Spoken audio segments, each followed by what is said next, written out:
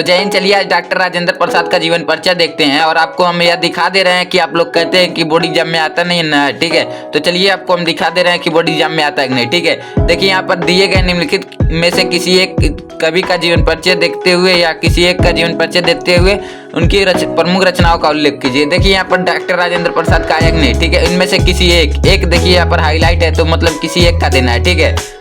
तो यहाँ पर आप लोग कहते हैं नहीं, ठीक है। और उसके बाद हम आपको बहुत सा पेपर है हमारे पास की जिसमें आता है डॉक्टर राजेंद्र, और हर साल आता है। तो 7 सेट बनता है, तो 7 में नहीं तो 5 में तो जरूर आ जाएगा, ठीक है। यहाँ पर हिंदी का है, देखिए यहाँ पर 801 डी है, ठीक है, 901, ठीक है, सब्जेक्ट कोड है, ठीक है।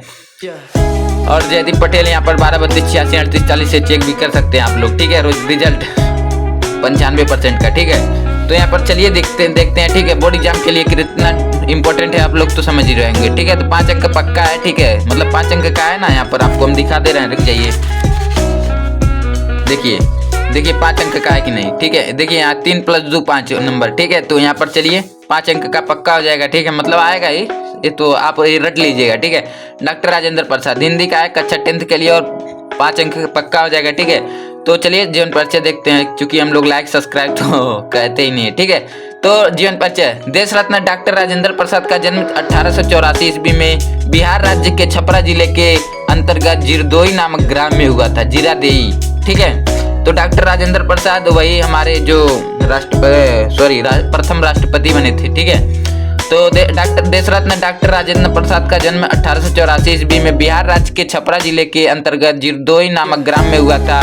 इनके पिता का नाम महादेव सहाय तथा इनके परिवार गांव के संपन्न कृषक परिवारों में से एक था, मतलब ये अभी मिडिल क्लास फैमिली से बिलोंग करते थे, ठीक है।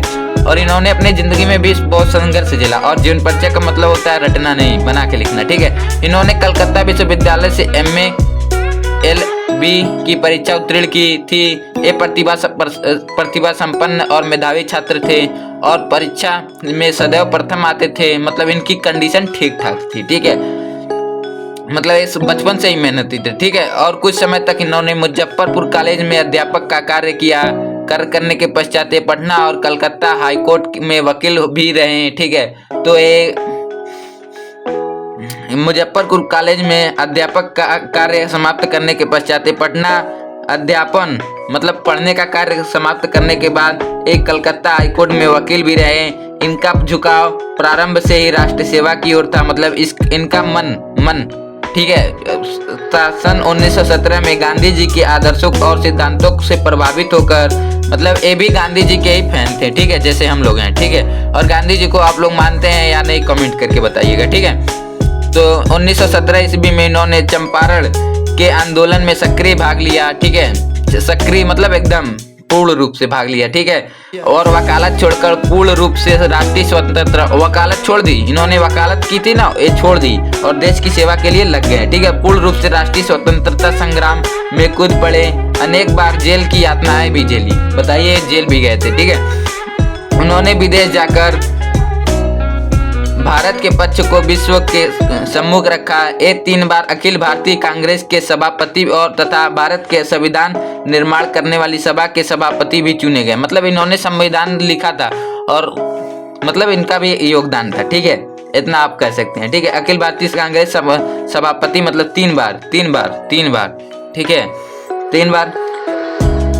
इसके बाद आगे चलिए देखते हैं, ठीक है।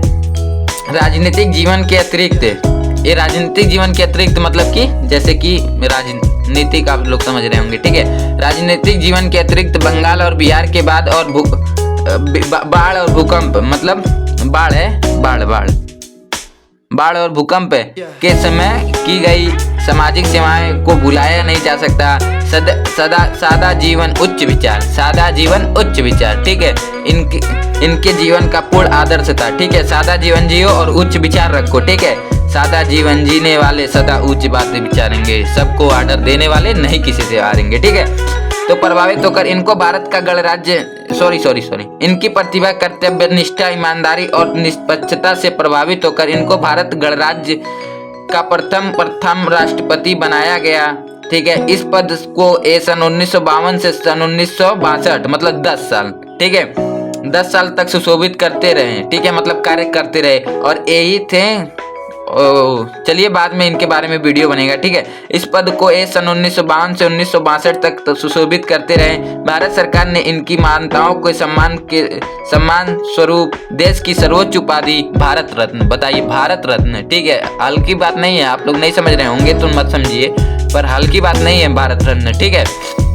भारत रत्न भर में सन 1962 ईस्वी में सम्मानित किया गया। जीवन भर राष्ट्र की निस्वार्थ सेवा करते हुए ये 28 फरवरी 1963 को दिवंगत, मतलब ये जब रिटायर हुए थे, मतलब कि राष्ट्रपति से हटे थे तो इनकी एज हो चुकी थी जाने लायक, ठीक है। तो मेरी आत्मकथा मतलब इनकी रचनाएं चूंकि 2 नंबर का होता है, 3 नंबर का जीवन मतलब इतना लिख देंगे तो 3 नंबर मिलेगा, इतना लिखेंगे तो 2 नंबर मिल जाएगा, पर इतना बस लिखेंगे, इतना नहीं लिखेंगे तो नहीं मिलेगा, ठीक है। तो इसीलिए जीवन परिचय के साथ रचना भी जरूरी है, ठीक है। मेरी आत्मकथा भारतीय शिक्षा गांधी जी की देन, बापू के कदमों में चंपारण बिहार, मतलब बिहार में पड़ता है, चंपारण में महात्मा गांधी, साहित्य, शिक्षा और संस्कृति, खादी का अर्थशास्त्र, मेरे यूरोप में अनुभव आदि इनकी प्रमुख रचनाएं हैं, ठीक है। आदि मतलब वैसे लगा दिया जाता है, ठीक है। और इस जीवन परिचय को आप रट लीजिएगा, ठीक है। तो ठीक है, मिलते हैं नेक्स्ट टॉपिक के साथ नेक्स्ट वीडियो में। तब तक के लिए जय हिंद जय भारत। और मेरा इस वीडियो कैसा लगा आप लोग कमेंट करके जरूर बताइएगा, ठीक है। तो मिलते हैं नेक्स्ट टॉपिक के साथ, बाय बाय, जय हिंद जय भारत।